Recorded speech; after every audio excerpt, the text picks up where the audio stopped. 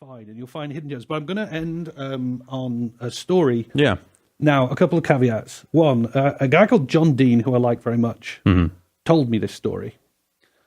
And how much of it is true, I don't know. Maybe none of it. But it's told with an awful lot of passion and a lot of detail. Now, I've got the story. I've had it for a while.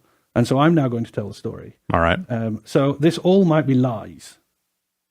Most good game development stories are, But Sad Links is quite good. So for you, modern memory, because you and me have been around a long time, but there was a time when Nintendo just used to have bits of plastic that you plugged into your television, and then cartridges that cost a fortune. That's what they did. And they were dominant. They were kings. Yeah. They'd beaten everyone. And they'd basically beaten everyone on the Super Nintendo, and they were kings of effectively 2D. But technology was moving on, and 3D was arriving. And Nintendo were rubbish at it. They were actually rubbish at 3D. They didn't know how to do it. And so they did what they usually do. They looked around for someone who was good at it that they could work with, which they'd done before when they wanted to understand really game making. They went and got Rare. Right. And they just took all the plugged them in and plugged them in and made them workhorses to make games that were amazing. So they looked around, and there was a company over in Britain, Argonaut Software. Yeah. Jez was in charge of it. Jez is a genius, but that means he's also a genius. Right. You know, okay. So, and he Argonaut. They'd made a game, Star Glider, which was a vector-based 360-degree zoom around simulator game. Yeah. And it looked a lot like the Star Wars arcade game. Like was that on Imperial Walkers, Atari ST and Amiga? Okay, right. And then the PC. Yeah. But it was everything that we were promised. Full 3D movement in an immersive vectorized world. Yeah. And so Nintendo got in contact and said, we want you to make a game like that for us. Miyamoto's going to create it, and you're going to make it. And they were like, well, that's quite exciting. So Jez got hold of the hardware, looked at the hardware, and then wrote them a very short letter going, it's impossible. Your hardware is terrible. Right. And it can't possibly do it. And they wrote back and went, well, but it has to do it. And so, because he's Jez and he's incredibly smart, he said, I'll tell you what, how about I build you a chip? Think about that. Think about the amount of creatives. Right. I'll just build your chip. Oh, yeah. We'll put the math in the cartridge. It's fine. I will build the circuit board. Yeah. And we will burn a chip. Valve are probably the only company that think like that now. So Jez decides he's going to build a chip. They're going to put it in the cartridge, and that's how they're going to do 3D. And it's going to be brilliant. So he sets about fiddling with the engine, and he's getting the engine up to prototyping, and he's basically emulating Star Glider, and he's figuring it out. And Miyamoto's over in Japan, and he's going to be doing the thing, and they build the first prototype box, and it's basically the ship in space, starfield, and there's basically a grey cube at the center. And just to give it some form of, there's a score, and it goes up when you go towards the planet, and it goes down when you go away from the planet. Very simple. Of course. Yeah. Just very simple. Yeah. And so they send that build off. And then they're feverishly working. And then they get this fax back. And thermal paper fax. Yeah. There was no email back then. Yeah. And so they start... And it's got this squiggle. And they think, well, it must be Japanese. And no one could read it, because it was all very pixelated back then. And so they're trying to figure out what he's written, and they don't know. And then someone's looking at it, and then someone goes, I think it might be a frog. And they go, what do you mean? I think it might be a frog. Look, if you hold it this way, is that a frog? That looks like a frog. And they're going, he sent us a picture of a frog. Why did he send? I don't know. Why did he send us a picture of the frog? Does frog mean something in Japanese? I don't know. So they put it to one side. They were there, and they're waiting to hear what he thought of the tech demo. Yeah. And then next day, another fact. He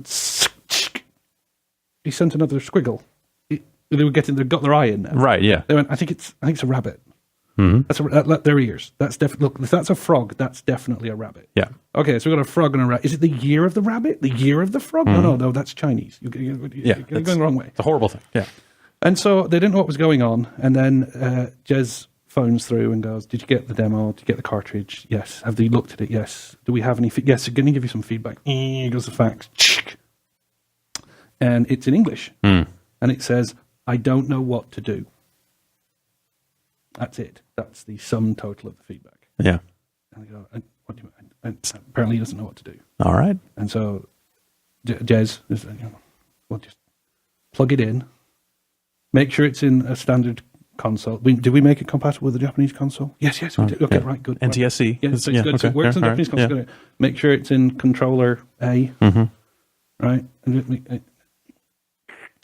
I don't know what to do. He said it again. Get on a plane. Yeah. Boom, boom, boom, boom. Hello? Come in. Like, here, look. Fires it up. Flies around. Works perfectly. Yeah. Numbers go up when he goes towards the box. He goes, this is what you do. And there's lots of nodding. And then the translator, he goes, yes. He doesn't know what to do, though. So what you do is you fly towards the box. Yes, that is the thing he doesn't know how to do. Well, I'm showing you how to. Yes, that's his point is he doesn't want you to show. I don't think I understand. He wants you to make it so it flies towards the box. Sorry? He wants you to make it so it flies towards the box. That way he will know what to do. Well, but it's a free-floating simulator. It's in 3D. It's 360 degree. You want me to put it on rails? Yes. On rails, yes. Well, I want to have a word. What's the frog? It's like while we're here. While we're here, that's the pilot. What are you talking about? That's going to be the pilot. But it's not going to be the main pilot. He's had another idea. Well, he wants it to be a fox. Sorry? It's going to be a fox. A fox. Let me get it straight. You want me to build a chip, put it in a cartridge. You want me to make it a full 3D experience. Then you want me to put it on rails. And it's a spaceship with a fox and a frog and a frog and a rabbit and a rabbit. Okay. Right. Any idea what the game's going to be? Yeah, it's going to have a galaxy map. Oh, good. Right. Well, I can give you a galaxy map. I was thinking maybe a spiral galaxy, and you can go anywhere you want. No, it's going to be a galaxy from left to right in straight lines, and it's preordained. Preordained. Yes. And then it gets to the big baddie. Right. A space station. No, a giant space monkey. What? A space monkey, of course, that fires lasers from its eyes, but can punch you. What are you talking about? Well, that's what I want. An on-rails, animal-based, King Kong in space, non-360-degree game. Yes. Get on the plane. He gets on the plane.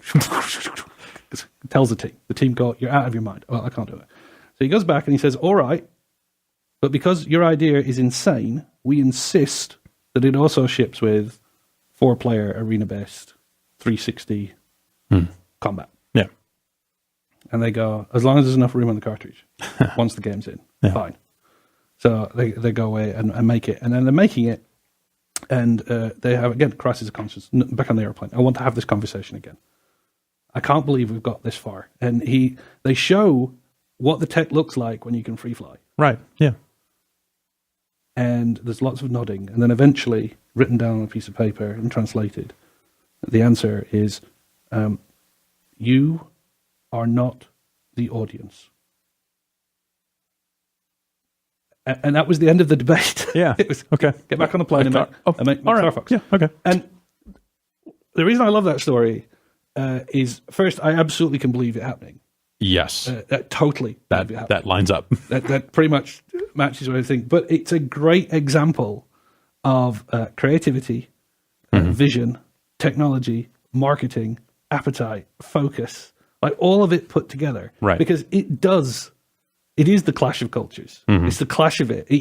There's Jez going, look, technologically, it can do all these amazing things. Like, why would you limit it to this one viewpoint when we could go anywhere? Yeah, yeah. And yet, from the other side, you've got, no, it's an on-rails shooter because I want people to have the experience fly through space. Like, we want to custom craft this experience for them. And then we want frogs and rabbits of course. And foxes because, and then, yes, I know we can have a space station with laser lights, but we're going to have a giant space monkey that fires lasers from its eyes. That is going to be the answer. And so that whole story, and you think, how long ago was that now? That was like 90. That would have been happening in 25 years ago. Yeah, yeah. So it's an amazing thought that, way back then, we were having these sort of bonkers, crazy, nonsensical conversations. And yet that's what gaming is. It is compromise. Right. Meets technology, meets market, meets a vision. And did you like Starfox? I liked it once. Liked it once. Yeah, because it was on rails. Because you got through it and you're like, okay. I didn't like 47 million other people like it as well. Yeah. It's and all they had to do was like it once. Yeah. So that's Star Fox. John Dean gave me that story. All of it could be lies. Yeah. I hope it isn't. In my head, I hope the faxes exist. Right. So you can see the original frogs and the rabbits. And if there's more to it, if the people who actually were there can flesh it out, the only thing they're not allowed to do is to come out and say, that's total rubbish. Just for the sheer beauty of the story, just keep quiet. That's it. Oh, and Ken Holly still has mouse problems. Oh, weird. Weird how that works. Intermittent mouse problems for his League of Legends. That's still happening. So thank you very much. Come and play World of Tanks.